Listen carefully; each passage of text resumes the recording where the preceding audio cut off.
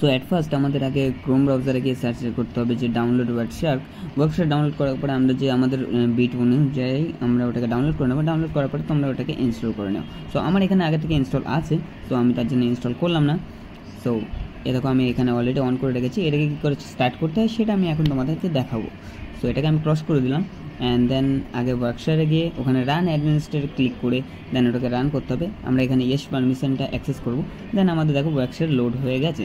So আমরা এখানে ওয়াইফাইয়ের উপরে ডাবল ক্লিক করার সাথে সাথেই দেখো আমাদের এখানে যে প্যাকেট ট্রান্সফারিংগুলো ক্যাপচার হওয়া শুরু হয়ে গেছে, মানে প্যাকেট যেগুলো আমরা সেন্ড করছি বা রিকোয়েস্ট অ্যাক্সেস করছি সার্ভারের কাছে সেগুলো কিন্তু ক্যাপচার হওয়া স্টার্ট হয়ে গেছে।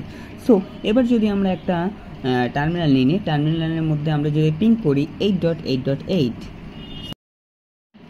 সো 8.8.8 সরি এখানে 8.8.8 হবে, 8.8.8 স্ল্যাশ এখানে পড়ে গেছে ভুল করে, আমরা ওটা স্ল্যাশটা ডিলিট করে এবার দেখো এখানে পিং হওয়া স্টার্ট হয়ে গেছে, গুগলকে অ্যাক্সেস করার চেষ্টা করছে। সো আমরা এটাকে মাঝখান থেকে এটাকে স্টপ করে দিলাম, স্টপ করে দিয়ে এটাকে মিনিমাইজ করছি।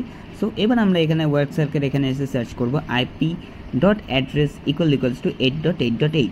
সার্চ করার সাথে সাথে তোমরা দেখতে পাবে যে এখানে যতবার আমার এখানে অ্যাক্সেস করার চেষ্টা করেছে, মানে সার্ভারকে অ্যাপ্রোচ করেছে, রিকোয়েস্ট করেছে যে আমি আমার আইপি অ্যাড্রেসটা লাগবে, সো তখনই এই প্যাকেটগুলোকে ট্র্যাক করা হয়েছে। আর দেন এই পর্যন্ত ওয়ার্কশার্ক আমাদের এথিক্যাল হ্যাকিং এবং পয়েন্ট টেক্সটিংয়ে খুব একটি ইম্পর্টেন্ট টুল হিসেবে কাজে লাগে। সো আজকের ভিডিওটা এই পর্যন্তই। তোমরা যদি জানতে চাও ওয়ার্কশার্ক কী করে ইউজ করতে হয় তা সাবস্ক্রাইব করতে ভুলো না।